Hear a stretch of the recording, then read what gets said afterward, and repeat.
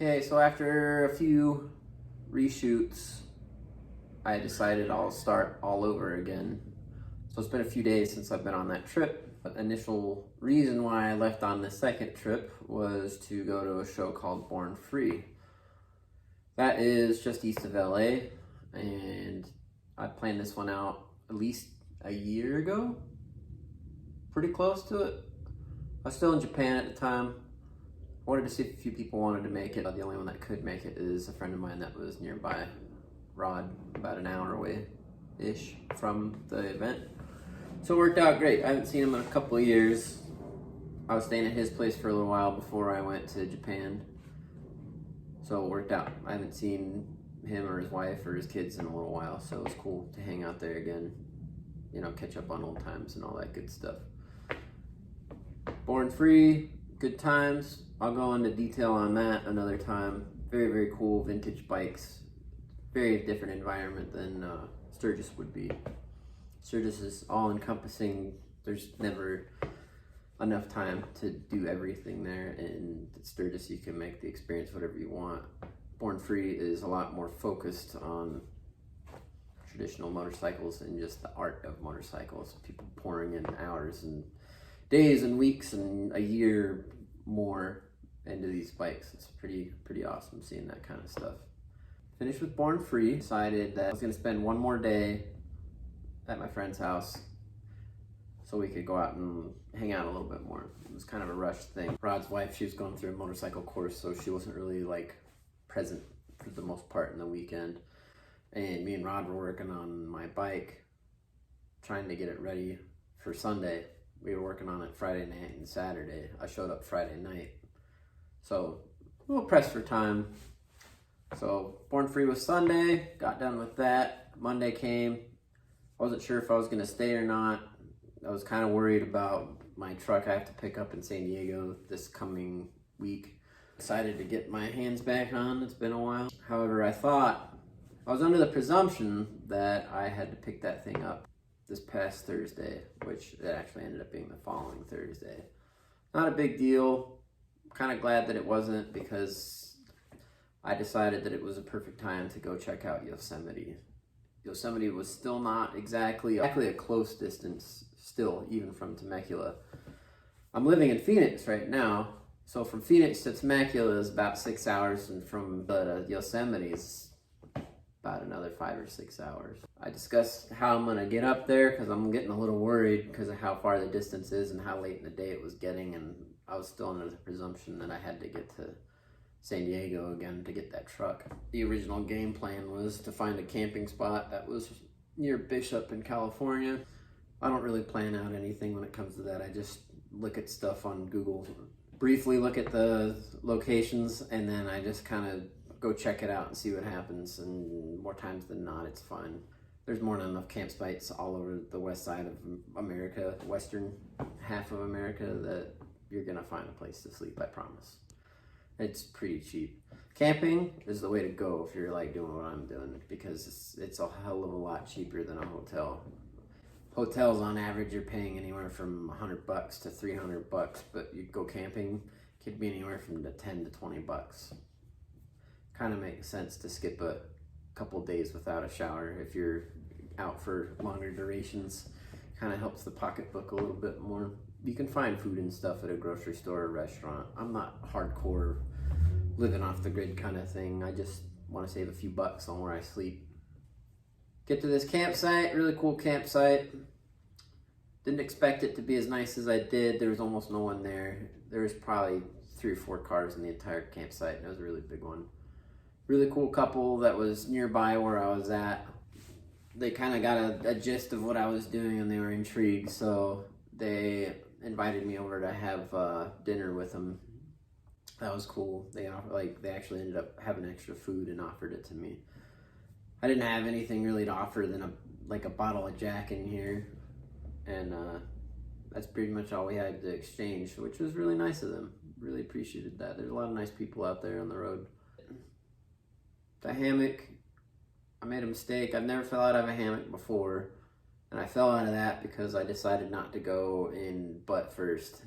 I decided to crawl in in a weird way that I shouldn't have, and I guess I lost my center of balance. I wasn't drunk or anything, it's just happened. And I fell out of the hammock. Didn't really change how I slept the whole night, but I didn't sleep all that great. All I remember is waking up at 4 in the morning. A little too lazy to move, so I ended up staying there a little bit longer. I didn't want to be too rude because this thing's really loud when I started up in the morning.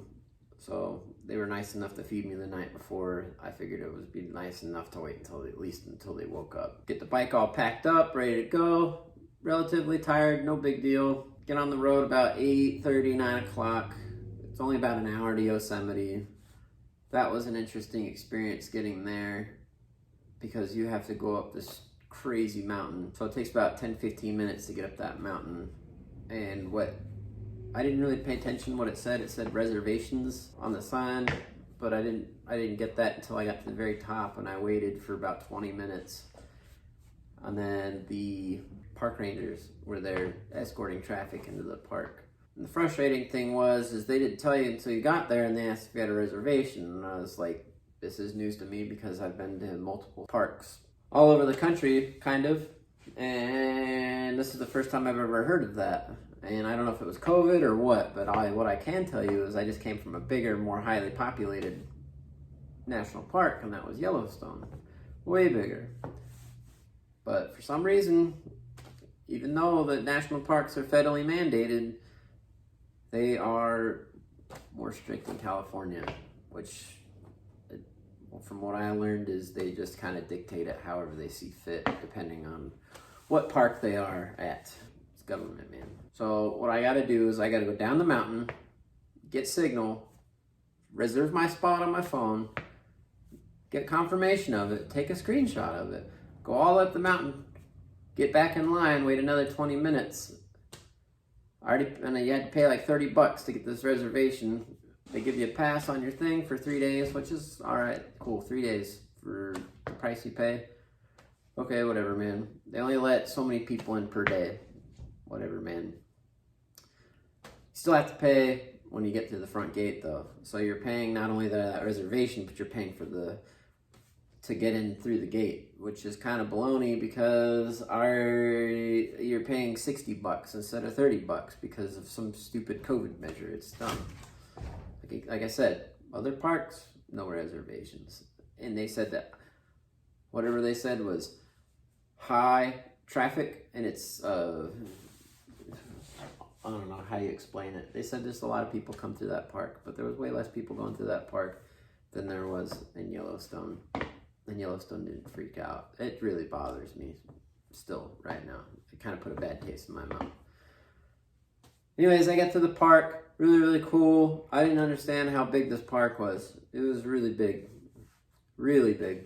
Not as big as Yellowstone, but it's decent. And the way this park is structured is pretty crazy. It's got a couple different climates going on, and it got hot. Really hot, I can tell you that much. The real highlight of the whole park, though, is in the center. It was Yosemite Valley, and that's the one that everybody wants to go and see. Unfortunately, the park, I want to go back again someday, but that park had a lot of road construction going on. So there was a lot of flaggers there with their stop and slow signs, and you'd be waiting up to 20-30 minutes at certain spots. And like when you try and pull off to take pictures like of certain things, it was pretty difficult even on a motorcycle because there was a bunch of construction equipment and assorted things on the side of the road, and it was just limited parking.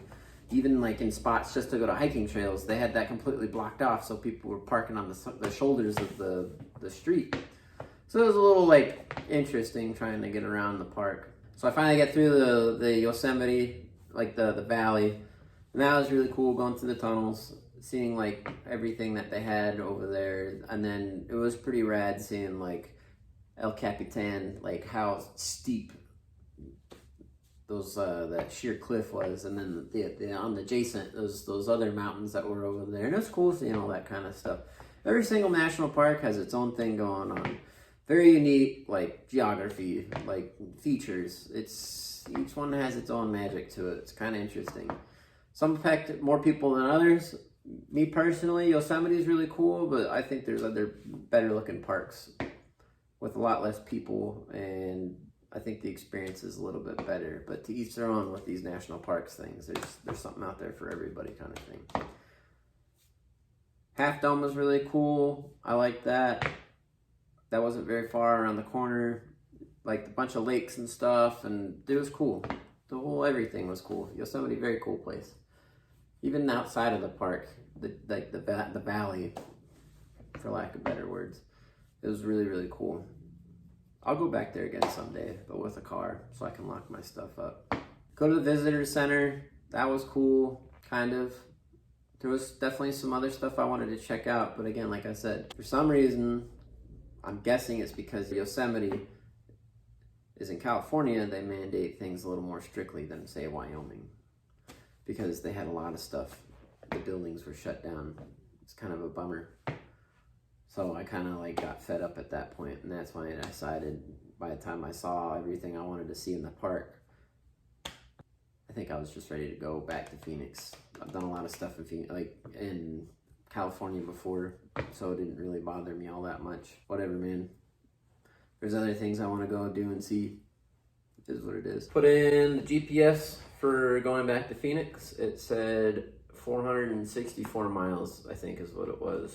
I decided I'm going to take the chance. I didn't feel like being in California anymore, as I said. And I wanted to try all my equipment out that I've collected throughout the past couple years that I can finally put to the test.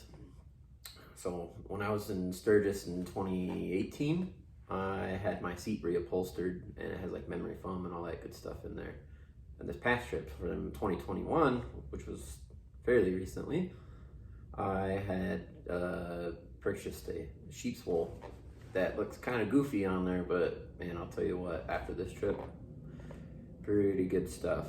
So it's about 4:30 in the afternoon, and I decided I'm just gonna go for it. The areas that I was going through, I'm not so like cool about. Fresno, Visalia, LA, Bakersfield, none of it's interesting. Anything after that's just straight desert, and it's boring. I have a kind of ongoing joke I made up, and I call it the long boring, because that's all it is. There's sensory deprivation. There's nothing to look at. It's just desert, rocks, like sometimes cactus, and nothing. And it's boring. The long boring. I pushed through, making really, really good progress. The further south I go, thankfully the gas is getting cheaper. By Yosemite, it was $5.99 a gallon, which was insane. What can I say about the trip back? There's really not a lot to say. It's boring. LA took a whole tank of gas to get through. Big. I get through Palm Springs, blah blah, everything's good. It's just a grind, man. You gotta figure I'm staying up all night. I honestly woke up at 4 in the morning that day, and I rode until 4:30 when I showed up in Phoenix that following morning. So I was up for 24 hours. Plus, I went and saw a very big part of Yosemite. So the only thing that was keeping me going was sheer willpower. So cold coffee is the way to go, man. I just want to go home, man. Like I said, I was over California. It was all good. I don't hate California. I just did a bunch of stuff over there. I got other stuff I want to go see and do. I get that done, and seat and everything, amazing. Well worth all that money. And the combination looks kind of goofy, like I said, but I got a upholstered seat, custom fit to my butt. I got that dead animal on my seat. And then I got this backrest that I can adjust up and down, and I can lean back on that, and awesome. Cruise control, boom, good. Put some earplugs in. That's another thing you gotta do when you do long distance. You gotta put those earplugs in, because that wind noise is just gonna tear you up. It just makes you so tired, because you're just constantly having this in your ear. The sucks. The only things that I really had to worry about, which I didn't consider, was the truck drivers are completely different now than they used to be a couple of years ago. I've been back and forth through California. I can't tell you how many times. Like I said, I lived there for 6 years. Plus the various other times I was temporarily there. But jumping back between California and Arizona over and over, the crazy part is California, they're only allowed to go 55 top speed, right? But in Arizona, and just like most of the states, they can go whatever speed the other cars are going. Generally, they go slower than the general traffic. And I'm not so sure what the heck was going on, but I'll tell you this much. They were going 55 in California, and I don't know if it was at nighttime is why. Is it because the demand is so high for truck drivers that the deliveries just, everyone's like turning a blind eye to seeing what's going on? Because these trucks have monitors and stuff on them. They have GPSs and everything. Companies can see what's going on. There's highway patrol out there, the whole works. But these dudes are doing like 80, 75, 80 on average. I was getting passed up. I was going a little bit slower because this thing munches up gas like crazy when I'm going 80. Like I go through, it feels like gas twice as fast because I'm just pushing that much harder against it. Not exactly the most fuel efficient setup that I have on this thing. It's straight pipes, no back pressure. I'm changing that out here soon. It's not even feasible for long distance. So that's another thing to do, never ending with motorcycles. Yeah, truck drivers, there's a lot of them. I've heard that there's a shortage of them, but I wouldn't say so much in Southern California and Arizona. That was the most trucks I've ever seen, ever. And they were fast. And I guess the only other thing I had to worry about was when I got through LA and I was started getting into Indio and then all the way into Phoenix. In the desert, you can smell rain before it even hits the ground, and it smells like wet dust. That's the best way I can describe it, and it immediately gets humid. You know when rain's coming. There's no doubt. Hell yeah. Wet dust smell and that the humidity kicks in, you know it's about to be party time. But it never came. The entire time, somehow, I didn't have any experience with rain whatsoever. Not even a single drop. But it was crazy. You could smell it. It was dark. The only thing I could see was the LEDs on the trucks that were passing me by. And then I'd look up in the sky and there's just Astrodome, man. It's just nothing but stars and the moon. It was crazy. It was trippy.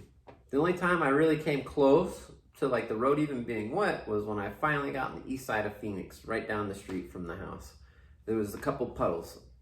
And that was it. It was crazy. But there was flash flood warnings everywhere. I got on the news the next morning and they were saying apocalyptic floods and blah, blah, blah, typical overhype on the media.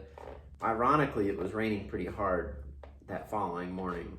The same morning I got home, it was raining pretty much all day. So yet again, I kind of escaped, which was pretty cool because riding in the rain in the middle of the night, I've not done that. And that was pretty hard rain that following morning. So glad I didn't get to experience that because I was super tired. Grand total in 5 days, I did 1,800 miles and 900 of that was done that last night, which I'm pretty happy about that. I wasn't even that sore. I was more tired than anything. Anyways, that's my update from this last trip. Maybe I'll do some more detailed things about Yosemite, or maybe I'll make a little more detailed video about the current setup I have on my bike and go into a little bit more into Born Free. Born Free was really, really cool. Cool little trip, but I think it's time to kind of take it easy a little bit. Maybe focus more on localized trips. I don't really feel like going more than a couple 100 miles out of my way right now. I got other stuff I got to take care of. Anyways, there's your update.